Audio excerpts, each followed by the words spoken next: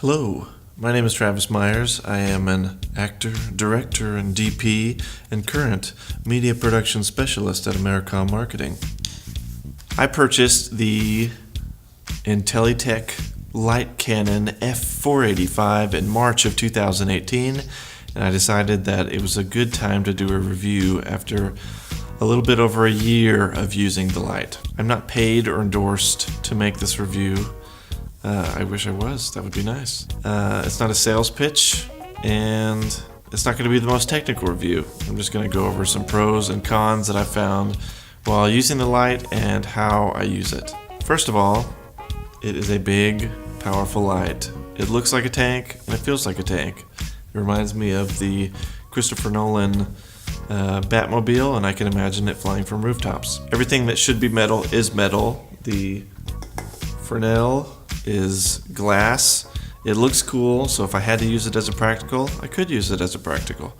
But this light is very heavy, and it scares me sometimes when I have to put it up high because I think it's going to fall and just end someone's life. On the bright side, it will be quick. As I move it closer and turn it around, you can see it has buttons and knobs. Oh, everyone loves buttons and knobs. It tells you the color temperature, which does not change. You can adjust the brightness with this knob, or not that one, this one, or the touch screen. I've noticed, as you can see here, when it turns on, it kind of does a little flicker. I've also noticed that when you're dimming it, it takes a while. 1, 2, 3, 4. Takes about 4 full turns of what you can, I don't know what you would call that with your finger, but you get the idea. You can focus the Fresnel with this, which also takes a while. I've seen this with a couple of lights. So, fully focused.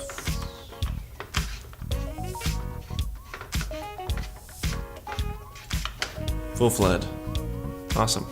The on switch, you flick it on, a light turns on. How convenient. You can turn the fan on to half strength, full strength, and it's pretty daggum loud. The yoke.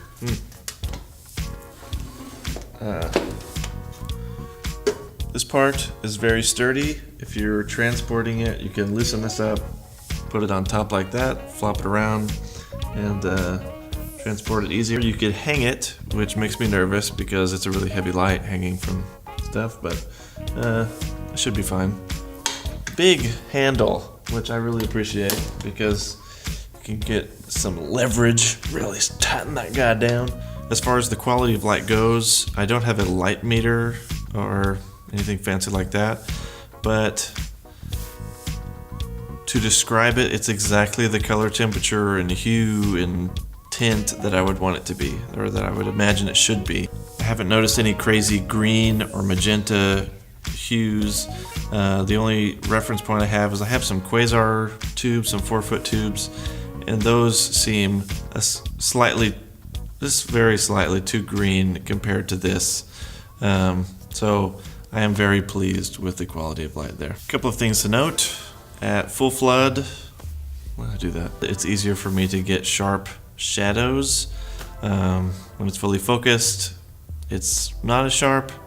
I think that's just the nature of Fresnels in general, but it is what it is. The app is kind of clunky. I've used it twice. I saw a video where this guy said he could do effects with the light and move the brightness up and down with a dial. I haven't figured out how to do that. The only thing I can figure out how to do is turn it on and off and put in manually the number of the percentage of brightness I want, which is kind of different. And I always forget the password because it's Wi-Fi enabled. They do have a nice little dongle, which is one of my favorite words. That is attached right here, so you won't lose it. If you want to use your Wi-Fi capabilities, I never use it. The all-in-one design of the light has its pros and cons. One, there is the light, and there is the power cable, and the dongle pouch, which is attached to it. Dongle pouch. That means if you're like me and you lose things a lot, there's a good chance you won't lose it. This cable that comes with it is just your regular computer power cable or monitor cable. So if you do happen to lose that, it's easy to find a replacement, or at least a short replacement, and you can use stingers or extension cords to make up for that. So that's nice. In comparison, my key light is an Aputure 120D Mark II, and you have the light, you have the cable, you have the power ballast, you have another cable that plugs into that, you have all the attachments that are separate from the light itself, and so there's so many things that you can lose. But pros with that is it's so much easier to put this one up high. You're not worrying about the quick death of one of your crew members. If you don't like losing things, this is a great choice. Also, because all the controls are on the back of this light and I don't like using the app, if you have it up high, you have to reach way up to change the controls. It's not a problem for me because I'm freakishly tall and I can reach about 9 feet high in the air. Most people that would be a problem. They have to get ladders or a chair to do it. On something that's separate like the 120D, the ballast is usually at a normal level. So this has never been a problem for me, but for other people it might be. Also, the light is flicker free, and I've never had any problems with flicker when I change my frame rate or shutter speed, so it's all good. Also a note, just because it is LED does not mean that it cannot get hot. Right now it's at 1%, it's cool, I could touch it, I could keep my hand here forever if I wanted to, and it would be perfectly fine. I have burned a gel on this because I thought when I first got it, wow, it's LED, it's not going to get hot. I'll put it right here, and it took a while for it to burn, and it was a cheap gel, but I did burn through it, which surprised me. So treat it like a regular light that can get hot. Put your gels on correctly, and you won't have a problem. Because it's LED, you have a little bit more wiggle room than you would a tungsten light. I've used a pretzel bag one time as a gel in a pinch. I didn't have the light on very long, but you get what I mean. Be careful with it. You can burn things if you're not careful. As far as brightness goes, I wish I had a more accurate way to measure this, but I found, as far as the lights I'm using now, this at full flood, at full brightness, is about the same as full brightness at the Aputure 120D Mark II at full flood. That being said, this is a lot newer light, and LED technology seems to be evolving rapidly, so I'm not sure if it's a fair comparison. But also, if I want to make this brighter, I have to buy the Fresnel attachment. While this is included, I just turn the knob. Intellytech has also had some new things come out since I bought this, and they have the new Light Cannon Pro, which is supposed to be quite a bit brighter than this, even smaller, so that's exciting. So yes, this light has its pros and cons, but I have used the heck out of it since I got it. At the time I was debating whether I should get this light or the Aputure, which was then, I guess, the newly announced Aputure 300D, but I kept reading reviews on the 300D, how you would tilt it up and it would turn off and never come back on, and stuff like that would sketch me out.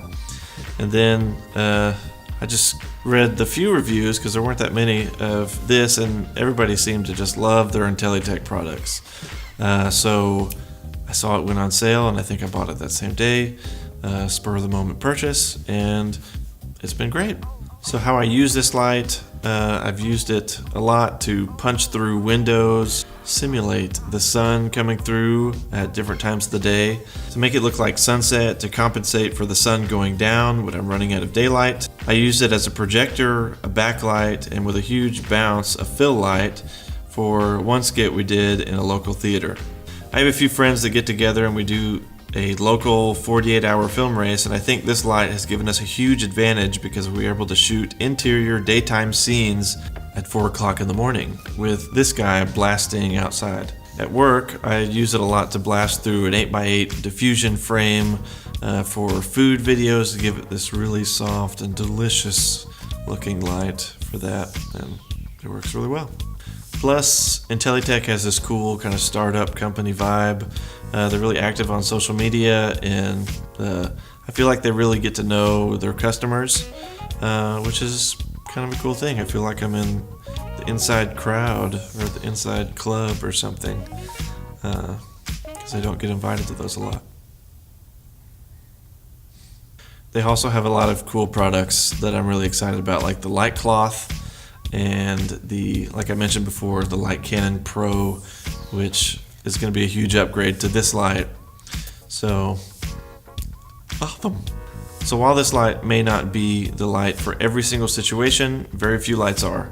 And I see it as a very reliable tool and valuable tool to have on set. I'm going to leave some links to where you can find this light, for the upgraded Light Cannon Pro, the LiteCloth, other things I think are cool. I'll leave a link to the Aputure 120D Mark II so you can compare them for yourselves.